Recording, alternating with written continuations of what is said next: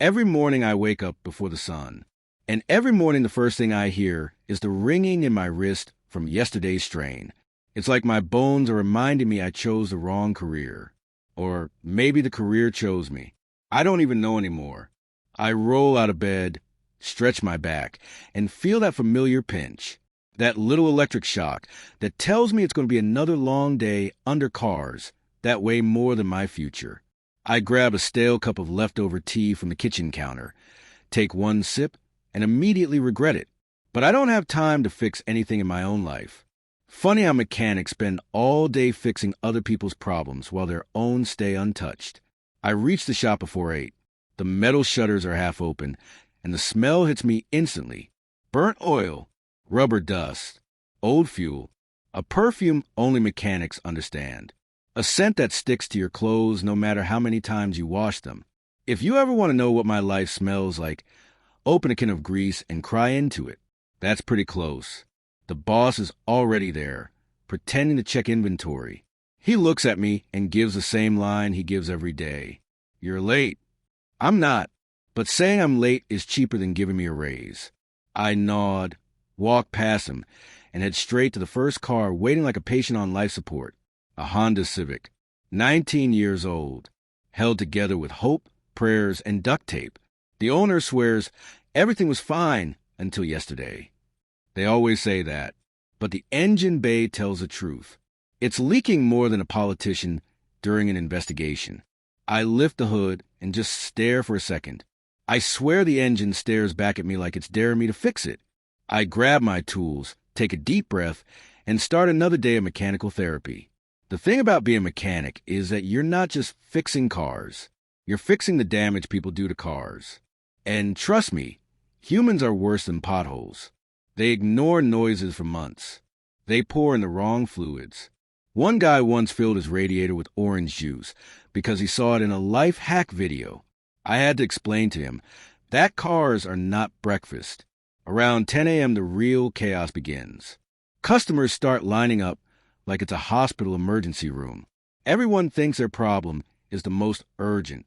A lady shows up in a panic because her car is making a weird sound. I start the engine. The sound she's talking about? The indicator clicking. She thought her car was ticking like a bomb. I didn't know whether to laugh or cry. Then there's always one customer who knows more than me, or thinks he does.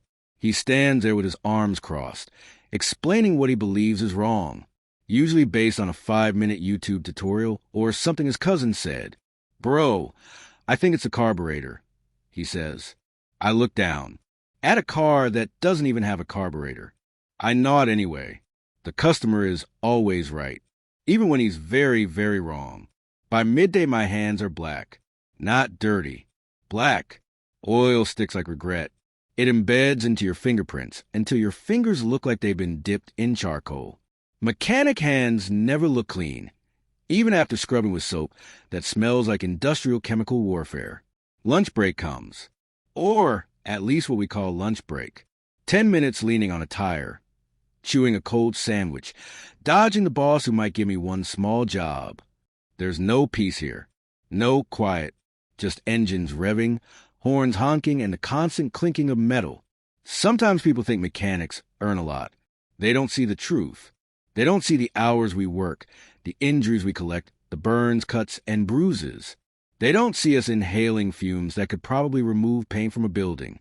They don't see how we stand all day, bent over, crawling under cars, lifting heavy parts, smashing our knuckles against bolts that won't budge. A job that destroys your body slowly, piece by piece. And yet, strangely, I stay. In the afternoon, we get the big jobs. Engine overhauls, transmission failures, repairs that require a whole day, sometimes 2. Today it's a Corolla with a blown head gasket. The engine steams like a pressure cooker. The owner asks if it's a small fix. I tell him the truth. He almost faints. He asks if I can just tighten something to make it work for a few months. People don't want repairs. They want miracles. I get under the car, lying on the cold concrete floor. The ground is always either too hot or too cold. Never comfortable. I slide under, holding a flashlight with my teeth, because mechanics have 3 arms, 2 real ones and one imaginary one we wish we had. Oil drips somewhere above me. It always does, usually into my eye. I don't even flinch anymore. As I work, I hear the boss argue with a customer about the bill. The customer says we charge too much. He says his friend would do it for half. Yeah, his friend would also ruin the car for free. Evening gets closer, but the work doesn't stop. Cars keep coming. People keep complaining. The tools keep slipping. My back keeps hurting. And the clock keeps mocking me with how slow it moves. There's a moment every day when I want to quit. Just walk away. Find a quiet job. A clean job. Something that doesn't try to kill me. But then something strange happens. A small victory. A moment that reminds me why I stay. Like today, a father and his little daughter come in. Their car wouldn't start. They'd been stranded for hours. The girl looked scared. The dad looked exhausted. I checked the battery, tightened the loose terminal, and the engine hummed back to life. The girl's face lit up like fireworks. She smiled at me with the biggest, purest smile I'd seen all day. The dad thanked me like I'd saved their whole world. For a moment, I felt something warm cut through the noise, stress, and heat. A reminder that sometimes this job matters. Sometimes we make people's lives a bit easier. But that moment doesn't last long. By 7 p.m., my body is done. I'm tired in a way sleep can't fix. My shirt is stained with oil. My shoulders feel like they're made of rusted bolts. I clean up the shop, lock the tool cabinet, and shut the metal shutters. The banging sound echoes like a full stop at the end of a long sentence. I walk home slowly. My legs feel heavy. My hands ache. My clothes smell like a burned engine bay. At home, I collapse on the sofa. But the day isn't over. I still think about the jobs waiting tomorrow, the parts one need to order, the customers who complain, the engines that won't cooperate. Sometimes I wonder if I should have chosen another path, something easier, cleaner, quieter. But then I realize something. Being a mechanic is a part of me now. It's in my hands, my clothes, my bones. It's in a way I hear every engine sound on the street and instantly know what's wrong with it. It's not a perfect life. It's not even a comfortable life.